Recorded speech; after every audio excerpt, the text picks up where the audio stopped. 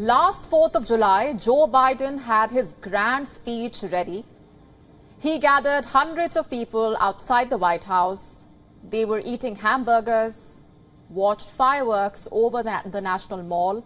The sunny speech marked a crossroad for the Biden presidency. COVID-19 cases were waning. The economy was booming. Inflation was not rising the way it is today. And his public approval was solid. But as Biden marks his second 4th of July at the White House, things could have been more different for the 46th U.S. president. A series of miscalculations have Biden struggling for footing. First, there was the pandemic resurgence. Then there was the botched-up withdrawal from Afghanistan. And last but not the least, the Russia-Ukraine war that sent global gas prices soaring. On top of that, the Supreme Court's abortion ruling has made matters far worse. As of now, Joe Biden's approval ratings are at their lowest, standing at 39%. That's the lowest since he took office. Last 4th of July, 59%. So clearly, that is a steep slide for the American president. He says he will run for re-election in 2024. But most voters do not want Biden on the ballot for 2024.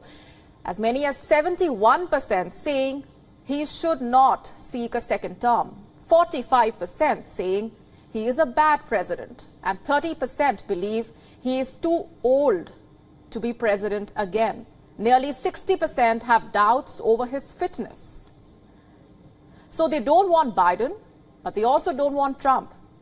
6 in 10 voters say they do not want Trump to run again. 1 in 3 people believe he will divide America.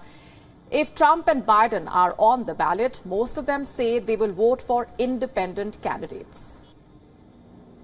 Last week, Joe Biden notched up some wins at the G7 and the NATO summits. But as soon as Air Force One touched down in Washington, he returned to a whole different political reality. His successes abroad did not manage to break the domestic news cycle. Inflation is soaring, recession is looming, women's abortion rights are in danger. The reality is Joe Biden has done very little to change this. Rebuilding could be very difficult in the coming days, given that some of these problems are not in his control. Currently, Joe Biden suffers from a case of presidential hubris. He has a strong run at the White House for 5 months. Last 4th of July, Biden said America is back, but he may have to swallow his words this year.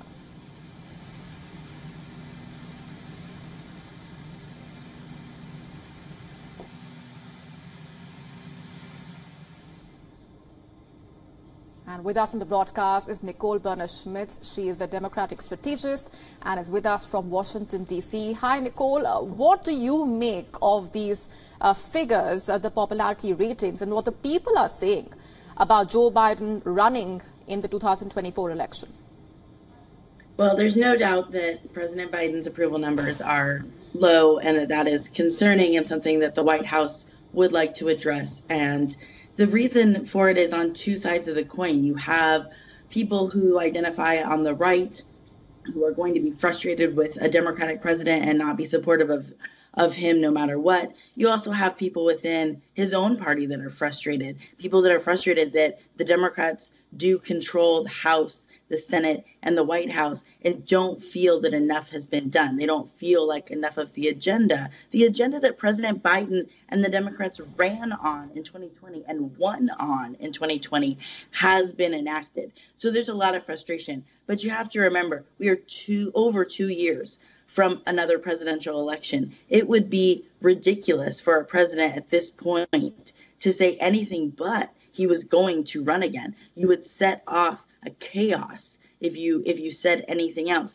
And we're a long way from this election. There's a lot of time between now and then and what happens in the United States. As you just went through a whole series of things that happened in the past year, some of which we could have expected, we saw, we told people this is what they're going to do on the Supreme Court. We knew that this was coming for the attack on abortion rights in America.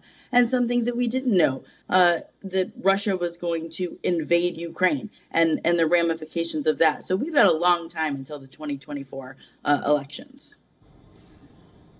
Sure. Talking about these issues that the president has been aware of and has made commitments over, be it gun rights, be it abortion rights, what is his strategy looking like right now? He has faced a lot of criticism over these issues.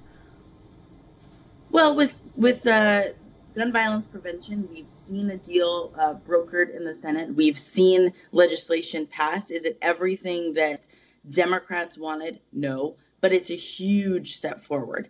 And it does show that we can have these conversations across party lines and start to address the problems facing this nation. And right now, one of the things that Americans are most concerned about is inflation and the cost of living. And that is something that the White House has to begin to address. And Joe Biden needs to be Joe Biden. He needs to be the empathizer in chief. He needs Americans to know that he understands their frustrations and help them to deal with that.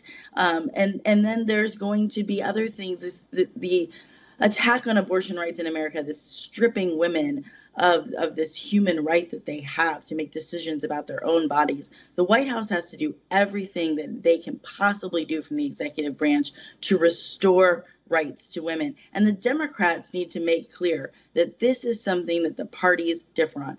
Republicans stand on one side of the issue, Democrats stand on the other, and it doesn't end here. Clarence Thomas wrote for us in his dissent where he believes this decision takes us to birth control, to being able to marry who you love. They are going to take this farther, and we need to wake up and pay attention and make sure that the voters are voting on that in these midterms in 2022.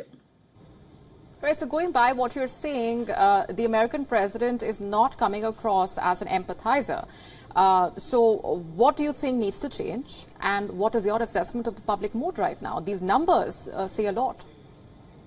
They do say a lot, and it's a lot of frustration of the cost of living, but also you can't minimize how women feel about Roe v. Wade being overturned. People are not feeling great about where the country is going, the direction it's in. So the Democrats and the White House need to make clear that they want to take America in a forward direction. This is the first time we've really seen rights stripped away from people.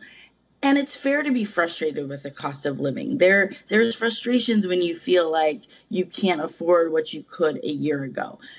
But Joe Biden needs to make it clear to the American public what his party is putting forward and what they are doing to address it, and how Republicans are rejecting it. Republicans are complaining about a lot of these things, but when they're given legislation to do things like address the profits of oil and gas, not just the cost at the pump, but the fact that oil and gas is increasing their profits on this, they're not taking those votes. They're not doing anything about it. Nicole, we're leaving it there for the moment. Thanks very much for being here on the broadcast. WION now available in your country. Download the app now. Get all the news on the move.